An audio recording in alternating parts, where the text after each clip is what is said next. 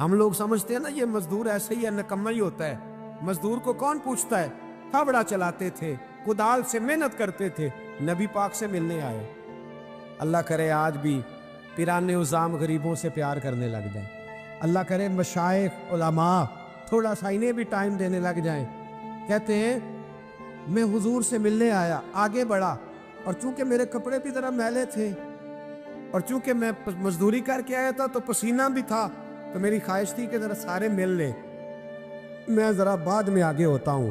کہتے ہیں میں اینڈ پہ گیا، صاحب عزد الغابہ نے لکھا ہے، کہتے ہیں آگے بڑھ کے میں نے حضور سے سلام لی، باقیوں کو تو سلام ہوا تھا، میرے نصیب دیکھو جب حضور کے ہاتھوں میں میرا ہاتھ گیا تو مصطفیٰ نے ہاتھ ہی تھام لیا۔ اور یار سنو تو صحیح، جس کا ہاتھ نبی پاک تھام لے، جس کا ہاتھ نبی پاک تھام لے۔ اعلیٰ حضرت فاضل بریلوی کے چھوٹے صاحبزادے مفتی اعظم ہند مولانا مصطفیٰ رضا بیمار تھے، ان کے پیر خانے کے سید زادے تیمارداری کرنے آئے، تو گھر والوں نے کہا شاہ جی حضرت کھانا نہیں کھا رہے 2-3 دن سے، آپ سید ہیں، آپ کہیں گے تو کھا لیں گے۔ کہا شوربے میں روٹی بھگو کے لاؤ۔ کہتے ہیں روٹی بھگو کے لائی۔ 91 سال کے مفتی اعظم جب روٹی دینے کے لیے شاہ جی آگے بڑھے، کہا حضور اٹھیے نا کھانا کھائیے، تو کہتے ہیں میں نے ان کی کمر پہ ہاتھ رکھا اٹھانے کے لیے۔ 91 سال کے بابا جی، بڑھاپا، کمزوری، ذوق، سارا کچھ، لیکن جب میں نے پیچھے ہاتھ رکھا نا اٹھانے کے لیے کھائیے، کہتے ہیں میرا ہاتھ تھام کے کہنے لگے شاہ جی ایک وعدہ کرو پہلے۔ میں نے کہا کون سا؟ کہنے لگے یہاں سہارا دیا ہے تو وہاں بھی دو گے کہ نہیں دو گے؟ یہ وعدہ کرو، یہاں سہارا دیا ہے تو وہاں بھی دو گے؟ کہتے ہیں میں رو پڑا، میں نے کہا دوں گا، تو کہنے لگے چلو پھر کھا لیتے ہیں کھانا۔ او بھائی جس کا ہاتھ نبی پاک تھام لے، جابر ابن عبداللہ کہتے ہیں سلام لے کے رخصت ہو گئے سارے، اور میرا ہاتھ حضور نے تھام لیا۔ او یار بندے نے نہیں، عام آدمی نے نہیں، M N A M P A نے نہیں، صوفی پیر درویش مولوی مفتی غوث محدث نے نہیں، اس درد کو سمجھ تو صحیح۔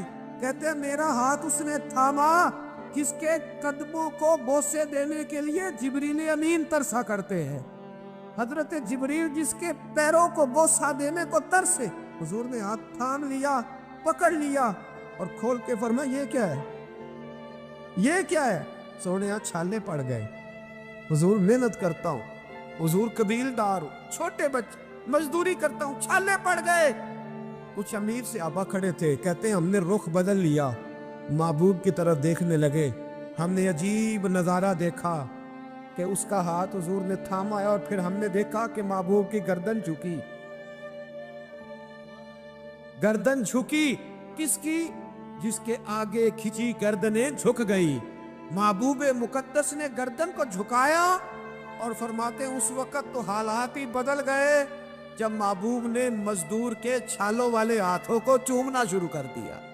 فرماتے ہیں محبوب چوم رہے تھے اور بڑے بڑے امیر کھڑے رو رہے تھے، کاش آج غریب ہوتے، آج غریبی کو عزت مل گئی، آج غریبی کو شان مل گئی، غریبی کو مرتبہ ملا، غریبی کو درجے ملے۔ تبھی تو مولا کائنات شیر خدا علی المرتضیٰ رضی اللہ تعالیٰ عنہ نا اپنا کرتا سی رہے تھے، تو ایک شخص نے کہا حضور امیر المومنین نیا کرتا ہی لے لے۔ فرمانے لگے تمہیں نہیں پتا اس پرانے کرتے میں لذت کتنی ہے، تمہیں نہیں پتا جب میں یہ پرانا کرتا سی کے پہنتا ہوں تو اللہ میرے دل کے اندر خشوع اور خضوع کتنا پیدا فرماتا ہے، تمہیں نہیں پتا اس غریبی کے ذائقے کتنے ہیں، اس کے مزے کتنے۔ بھائی محنت کی جو کمائی ہے، جد و جہد کا جو پیسہ ہے، وہ تجھے بڑا کرے، آگے بڑھ، محنت کر، ان دو ہاتھوں کو لڑا، دائیں بائیں نہ دیکھنا کس کے پاس کیا ہے، ورنہ حسد کی آگ میں جل کے زندگی گزرے گی۔ نبی پاک صلی اللہ تعالی علیہ وسلم سے ایک صحابی نے پوچھا حضور بہترین روٹی کون سی ہوتی ہے؟ ہم سے کو پوچھے تو شاید ہم کہیں کہ چڑے بٹیرے،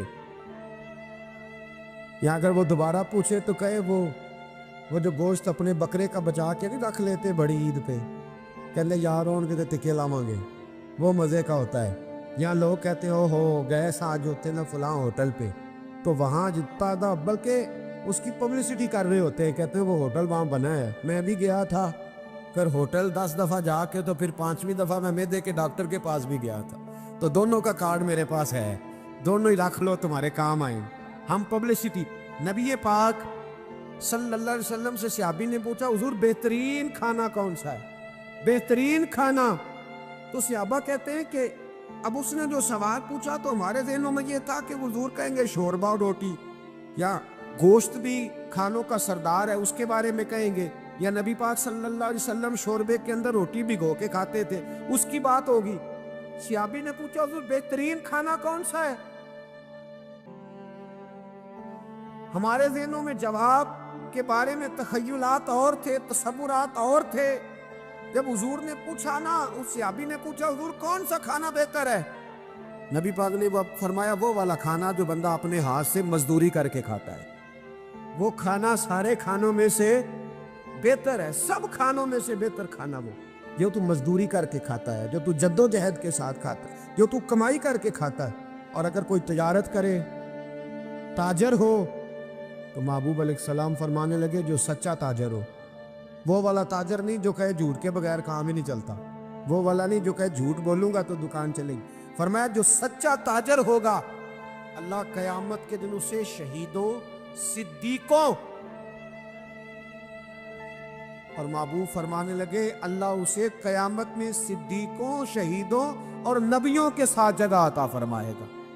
سچے تاجر پر، سچے تاجر تجارت کرے سچائی کے ساتھ۔ دھیان، حضرت معروف کرخی بغداد کی جامع مسجد میں تشریف رکھتے تھے تو بارش نہیں ہوتی تھی، کچھ لوگ دعا کرانے آگے، کہا بابا جی بارش نہیں ہوتی، دعا کرنے۔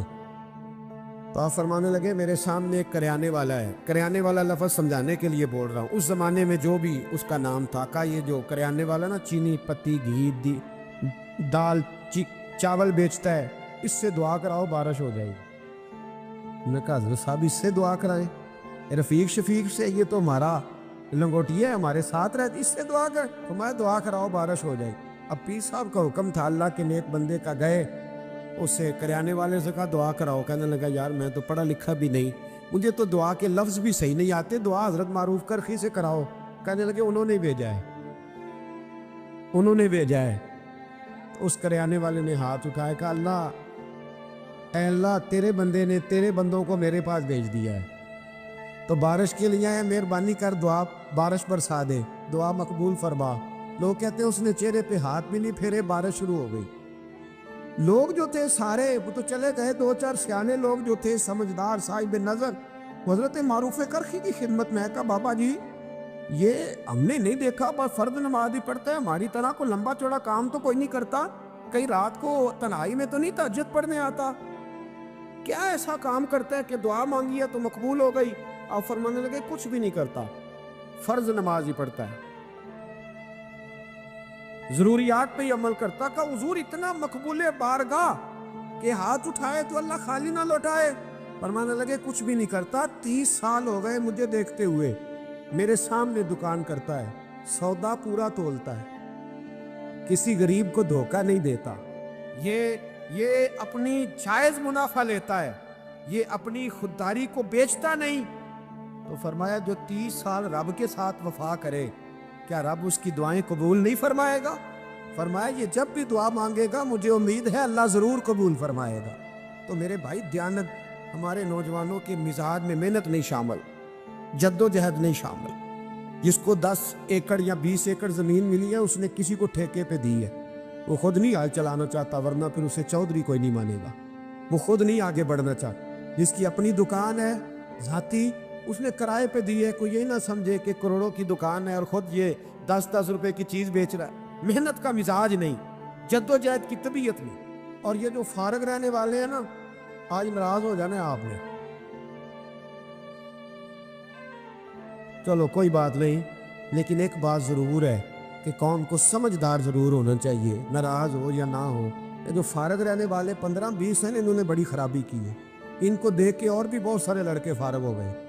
یہ جو محلے کے پہلے 10 فارغ ہیں نا، یہ بڑا نقصان کر، اگر یہ کچھ محنت کریں، جد و جہد کریں تو باقیوں کی بھی توجہ کام کی طرف بڑھے۔ بوڑھا باپ ڈیوٹی پہ جا رہا ہے، بیٹے کو کام ہی نہیں مل رہا، عجیب بات، بوڑھا باپ ساری مزدوری کر رہا ہے، بچہ کہتا ہے کام نہیں میری مرضی کا مل رہا۔ تیری مرضی کا کب ملے گا؟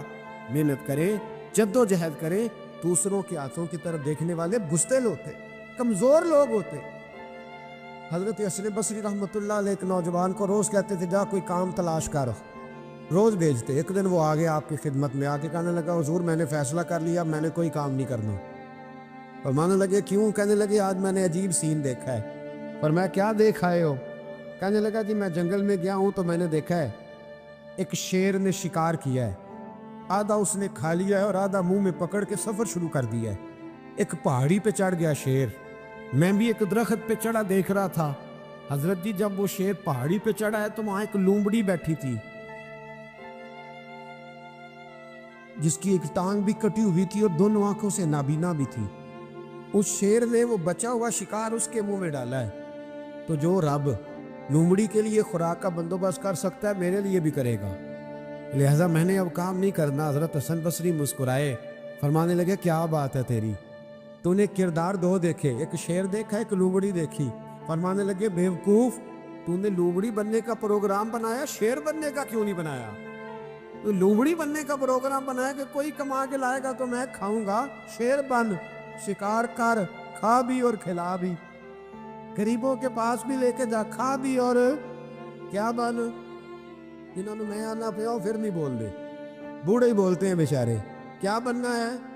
شیر بن, شیر, کھا بھی اور کھلا بھی, محنت کر, جدوجہد کر.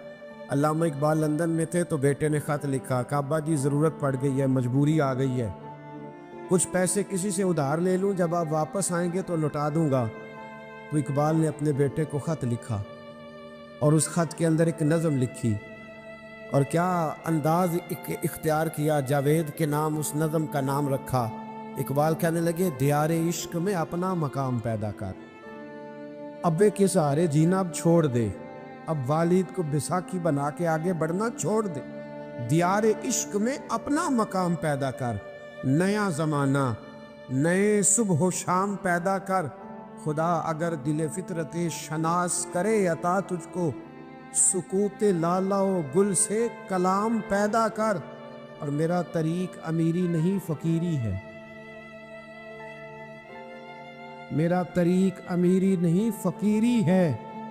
خود ہی نہ بیچ غریبی میں نام پیدا کر, خود ہی نہ بیچ غریبی میں نام پیدا کر. پتہ تو تب ہے نا کہ جب تو غریب ہو پھر کچھ کر کے دکھائے, جب تو کمزور گھرانے سے اٹھے پھر تو کچھ کر کے دکھائے. ابے کا سجادہ نشین بننا آسان, ابے کی فیکٹری والی کرسی پہ بیٹھ جانا آسان, لیکن تو بتانا تیرے اندر بھی کوئی خوبی ہے بھائی کہ نہیں؟ بتا, یہ تو کمزور لوگ ہوتے. میرا طریق امیری نہیں فقیری ہے, خود ہی نہ بیچ غریبی میں نام پیدا کر. یہ دنیا میں کوئی پیشہ برا نہیں. تو حضرت داؤد لوہے کا کام کرتے تھے, لوہے کا کام حضرت داؤد کو کہے برا لوہار کو, یہ حضرت داؤد کرتے تھے. خود نبی پاک علیہ السلام نے بیان فرمایا. حضرت نوح علیہ السلام لکڑی کا کام کرتے تھے. حضرت سیدنا آدم علیہ السلام کھیتی باڑی بھی کرتے تھے اور کپڑا بھی بنا کرتے تھے. اماں حوا گھر کے اندر کپڑا بنتی تھی. یہ پیشے برے ہیں؟ حضرت ادریس علیہ السلام کپڑے سیا کرتے تھے جو ہمارا درزی کام کرتا ہے. یہ پیشے برے؟ ایک پیشہ برا ہے دنیا میں, ایک پیشہ, وہ ہے کسی سے مانگ کے کھانا. برتن دھونے والا برا نہیں ہوتا, جھاڑو دینے والا برا, چوکی دارا کرنے والا برا. کسی نے پتہ نہیں غالباً نیت اللہ مرحوم کی بات ہے, ایک گزرے ہیں کالم نگار یا قدرت اللہ شہاب کی, کہتے ہیں کہ میں کسی نے ان سے کہا کہ تم کسی سے کچھ لیتے نہیں, خودداری کیسے سیکھی؟ تو کہنے لگے ایک مہنگے ہوٹل میں روٹی کھانے گیا, تو اس مہنگے ہوٹل کا جو چوکی دار بابا تھا نا, وہ سردیوں میں اس طرح کے کپڑے پہن کے آیا کہ ٹھٹر رہا تھا, کہاں پر آتا ہے. تو میں نے آگے بڑھ کے کہا کہ بابا تیرے پاس موٹے کپڑے کوئی نہیں. کہتا بیٹا ہوتے تو میں نے پہنے نہ ہوتے. تو کہتے میں نے کہا کہ اس وقت رات ساری تو نے ڈیوٹی کرنی ہے تو انہی کپڑوں میں رہو گے. تو کہتے ہیں کہ وہ کہنے لگا ہاں بیٹے کیا بتاؤں, 4 بچے, بوڑھا ہوں, ان کی نوکری کرنی ہوتی ہے, اور ان 4 بچوں میں صرف بیٹیاں ہیں, بیٹا ہے کوئی نہیں میرے پاس. تو میں تو آج چائے پینی تھی تو میری بیوی مجھے کہہ رہی تھی کہ تھوڑی سی پتی اور 1 کپ دودھ گھر میں پڑا ہے, بچے سوتے ہیں تو آپ کو بنا کے دیتی ہوں. کہتے میں تو چائے اس طرح پیتا ہوں جس طرح دوائی پی جاتی ہے. تو میں نا وہ تھوڑی سی, سب روگاں دا روگ محمد جس کا نام غریبی, تو میں نے وہ چائے میری بیوی بنا کے لائی ہے. تو میں نے کہا بھلی مانا تجھے بھی ٹھنڈ لگ رہی ہوگی تھوڑی, تو بھی پی لے. تو اس نے کہا نہیں آپ نے ساری رات چوکیدارا کرنا ہے, آپ پیے. کہتے میں پی کے آ گیا ہوں. کہتے عین عشاء کا وقت تھا, سردی کا موسم تھا, گھاس تھی بات, ہوٹل کے بابا کھڑا تھا. کہتے میں نے نا بابے کی بات سنی تو میں نے سمجھا کہ اس وقت کا سب سے بڑا سخی میں ہی ہوں, اور میں لگا ہوں قارون کے خزانے کو جوتا مارنے, لگا ہوں میں بہت بڑی سخاوت کرنے. کہتے ہیں میں نے جیب میں ہاتھ ڈالا اور 5 آنے نکال کے بابے کو دیے. میں نے کہا بابا لے جاؤ, اکٹھی چینی لے جاؤ. اور 5 آنے کا بڑا کچھ آیا کرتا تھا اس زمانے میں, اکٹھی چینی اور پتی لے جاؤ اور گھر میں چائے پیو. کہتے اتنی دیر ہوئی تو عشاء کی اذان ہو گئی, اور جب مؤذن نے اذان پڑھی اور میں نے 5 آنے بڑھائے تو بابے نے لپیٹ کے مجھے دیے. کہنے لگے میں تو تجھے اچھا آدمی سمجھا تھا, تو نے مجھے کیا سمجھ لیا ہے؟ میں نے اچھا سمجھ کے دکھڑا سنایا اور تو مجھے کیا سمجھ بیٹھا؟ یہ آرزو کرم اور میں آپ سے کروں, یہ بھیک اس کو دیجئے جس کا خدا نہ ہو, یہ بھیک اس کو دیجئے جس کا خدا نہ ہو. کہا جا رکھ اپنے پیسے. اور کہتے ہیں پھر میں نے اس بابے کو دیکھا, اس نے جوتے اتارے اور ٹھنڈی گھاس پہ اس نے اللہ اکبر کہہ کے نماز کی نیت باندھی. اور کہتے ہیں جب وہ سجدے میں گیا تو میں محو حیرت تھا, اور جب بابا یاد پہ بیٹھا تو میں رو رہا تھا. میرا دوست کہنے لگا کیا ہوا؟ میں نے کہا آج مجھے سمجھ میں آیا ہے, ایاک نعبد و ایاک نستعین. آج بات سمجھ میں آئی ہے, آج سمجھ میں ایاک نعبد و ایاک, یہ آج مسئلہ سمجھ میں آیا ہے. کہتے ہیں اس بزرگ نے سلام پھیرا اور کہنے لگا تو ابھی گیا نہیں؟ میں نے کہا بابا میں تیرے جلوے دیکھ رہا ہوں, میرا تحفہ قبول کیوں نہیں کیا؟ تو کہتے ہیں بابا رو پڑا. کہنے لگا بیٹا اگر 5 آنے مانگ کے کھانے ہوتے تو میں رات کو سردیوں میں مزدوریاں نہ کرتا, اپنے پیسے گھر لے جا. میرا رب مجھے محنت کے ساتھ اتنا دیتا ہے کہ میں بیٹیاں بھی پال لیتا ہوں اور روٹی کھا کے سوتا ہوں. تو جب مجھے اللہ نے محتاج نہیں کیا تو میں محتاجی کیوں دکھاتا پھر؟ کہتے ہیں میں ساری زندگی اس کو دعائیں دیتا رہا, خدارا خوددار بنو, خوددار بنو, خوددار بنو. جب کوئی محنت کرتا ہے نا محنت, تو اللہ اس کی ضائع نہیں کرتا. ہمارا حال یہ ہے کہ ہمیں ہر چیز کافر بنا کے دیتا ہے, ہر چیز. کدھر گئے ہمارے نوجوان, کدھر گئی ان کی شعوری طاقتیں؟ وہ کب اس میدان میں اتریں گے, کب جد و جہد کریں, کب وہ نکلیں گے سامنے آئیں؟ اپنے اندر ہمت پیدا کریں, طاقت پیدا کریں اپنے اندر. مجھے ایک صاحب ایک دفعہ کہنے لگے اتنے لمبے سفر کس طرح کرتے ہیں؟ میں نے کہا میرے ساتھ گاڑی میں بیٹھو تمہیں بتاتا ہوں کیسے کرتے. یہ کرنے سے پتہ چلتا ہے. محبت کو سمجھنا ہے تو نہ سے خود محبت کر, کنارے سے کبھی انداز آئے طوفان نہیں ہوتا. تمہارے ساتھ چل تجھے بتاتے یہ کام کیسے ہوتا ہے. کوئی کام بھی بغیر محنت کے نامی کوئی بغیر مشقت نہیں ہوا. 100 بار جب عقیق کٹا تب جا کر نگی ہوا. محنت کا مزاج بنائیں, کبھی کسی کی طرف نہ دیکھیں. بڑا بھائی کیوں نہ ہو, والد ہی کیوں نہ ہو, سہارے نہ تلاش کریں. جو بیساکھیوں پہ چلتے ہیں ان کی یا تو ٹانگیں کٹی ہوتی ہیں یا بزدل ہوتے. بیساکھیاں نہ تلاش کرو, سہارے ڈھونڈو نہ, سہارے بننے کی کوشش کرو. کبھی زندگی میں اپنا ہاتھ نہ پھیلاؤ, جس کا ایک دفعہ پھیل جاتا ہے دوبارہ واپس نہیں آتا. میں نے کہا ایک پیشہ برا ہے وہ ہے مانگنا. بہت سارا وقت ضائع ہوتا ہے, بہت سارا. یہ ہمارے ہاں درجنوں ابحاث اور درجنوں بحثیں صرف وہ ہیں جن کا کوئی مقصد نہیں. فضول پیسوں میں الجھنا, فضولیات میں وقت ضائع کرنا, فضول سوالات کرنا. فضول سوالات بھی دین میں منع. اب قرآن مجید پڑھیے تو رب فرماتا ہے کیا تم بھی میرے نبی سے اسی طرح کے سوال کرنا چاہتے ہو جیسے اس سے پہلے حضرت موسیٰ سے کیے گئے؟ وہی رنگ اختیار کرنا چاہتے ہو؟ ابحاث میں الجھ جانا, اس چوک میں وقت گزارنا. آج کل بھلا کون کون کیا کیا کر رہا ہے, اس پر بڑا وقت گزر گیا. فلانا فلانی جگہ کیسے پہنچ گیا, فلانے کی فلانی مصروفیت کیسے بنی, فلانے کا فلانے سے تعلق کیسے بنا. زیادہ وقت اسی میں بیت گیا.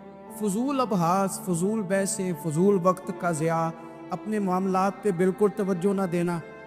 پرنسپل صاحب اے سی والے کمرے میں آرام سکون سے بیٹھے, انہیں پتہ ہی نہیں کہ اٹھ کے باہر جاؤں دیکھوں جا کے میرا عملہ کیا کرتا, انہیں پتہ ہی نہیں. پیر صاحب کے لیے چونکہ لنگر ذرا تھوڑا سا پیر صاحب کو بتایا ہوتا ہے ڈاکٹر نے کہ تو نے یخنی کھانی ہے چھوٹے گوشت, اس کے لیے چونکہ علیحدہ سے پکتا ہے اور گلاس پانی کا سٹیج پہ پہنچتا ہے. 6 بندے رومال لیے کھڑے, اٹھ کے دیکھتے ہی نہیں کہ مرید کو سبق پڑھ رہا ہے کہ نہیں پڑھا. طالب علم پہ جا کے توجہ ہی نہیں دیتے کہ اس کے کمرے کا حشر کیا ہے. میں ایسے لوگوں کو جانتا ہوں کہ جو اپنے اداروں کا مہینوں وزٹ نہیں کر پاتے، اپنے اداروں کا، فیکٹری کے مالک کو پتہ ہی کوئی نہیں کہ کارکن کیا کر دے، یعنی اٹھ کے وہ پسند ہی نہیں کرتا کیونکہ وہ اس کے کمرے میں اے سی لگا ہوا ہے، مزدور دھوپ میں کام کر رہے ہیں۔ ہمارے ڈھیروں کام فقط اس لیے خراب ہوتے ہیں کہ ہم اپنے وقت کو ضائع کرتے ہیں، ہم اپنی ذمہ داریوں کا احساس نہیں کرتے، پوری طرح ہم نے اپنے وقت کو الجھا لیا ہے۔ نبی پاک صلی اللہ علیہ وسلم فرماتے ہیں جنتی بھی ایک بات پہ حسرت کریں گے، حالانکہ وہاں کوئی کمی نہیں، کوئی کمزوری نہیں، پر جنتی بھی حسرت کریں گے، کہیں گے ہائے کاش، حسرت کریں گے۔ یا رسول اللہ کس بات پر؟ تو حضور فرمانے لگے وہ وقت جو دنیا میں ان سے ضائع ہو گیا، خدا کا ذکر نہیں کر سکے، درود نہیں پڑھ سکے، جو وقت ضائع ہو گیا اس وقت پر جنتی بھی جنت میں جا کے حسرت کرے کہ یار یہ کیوں ضائع کیا۔ دیکھیں دنیا میں نا سب سے بندہ سمجھدار وہ ہے جسے اپنا وقت مینج کرنا۔ ہم کیا کرتے ہیں، ایک چیز کو گلے لگا کے باقی کاموں سے بھی رہ جاتے۔ آج کل مجھے کاروباری ٹینشن ہے لہذا نمازی بھی گئی، آج کل مجھے کاروباری ٹینشن ہے لہذا ابا جی کی خدمت بھی گئی، آج کل مجھے کاروباری ٹینشن ہے لہذا حقوق العباد بھی گئے، کیونکہ کاروباری ٹینشن ہے تو لہذا کسی سے ہنس کے مسکرا کے بات کرنے والی جو نیکی تھی وہ بھی گئی۔ ایک ٹینشن آئی ہے نا تو ہم نے سارا کچھ اسی کھاتے لگا دیا ہے، وہ تو آتی رہے گی۔ نبی پاک صلی اللہ علیہ وسلم نے 23 سالوں میں انقلاب برپا کیا۔ آپ دیکھ لیں کون سا ایسا موقع ہے جہاں سکون سے کسی نے بیٹھنے دیا؟ کبھی کافر بدر میں آ گئے، کبھی احد میں آ گئے، کہیں خندق میں آ گئے، کہیں خیبر میں آ گئے، وہ معاملہ اپنی جگہ پہ تھا تو یہاں مدینے میں یہودیوں کی سازشیں شروع ہو گئیں۔ وہ اپنے مقام پر ایک معاملہ تھا تو منافقین اندر تھے، وہ الگ سے عبداللہ بن ابی سلول کا گروپ الگ سے سازشیں کرتا تھا، اور ان ساری پریشانیوں کے باوجود اور جو نجی اور ذاتی دکھ تھے وہ بھی اپنی جگہ پہ قائم۔ کبھی حضرت ختیجہ وصال کر گئی، کبھی حضور کی بڑی شہزادی کا وصال ہو گیا، حضور بدر کی فتح کر کے آ رہے تھے تو حضرت عثمان غنی نبی پاک کی شہزادی کو دفن کر کے آ رہے تھے، تدفین ہو رہی تھی۔ یہ سارے نظام دکھ بھی ساتھ رہے، اور ان سارے کاموں کے باوجود رسول پاک تہجد بھی وقت پہ پڑھتے رہے، صحابہ کو قرآن بھی وقت پہ سکھاتے رہے، رسول پاک صلی اللہ تعالیٰ علیہ وآلہ وسلم لوگوں سے مسکرا کے بھی وقت پہ ملتے رہے، حسنین کو کندھوں پہ بٹھا کے وہ والا معاملہ بھی وقت پہ کرتے رہے۔ سارے کام ساتھ ساتھ ہوتے، ہم نے ایک تو چیز کو بولی یہ نہیں صحیح ہو رہا لہذا سارا کچھ ہی خراب۔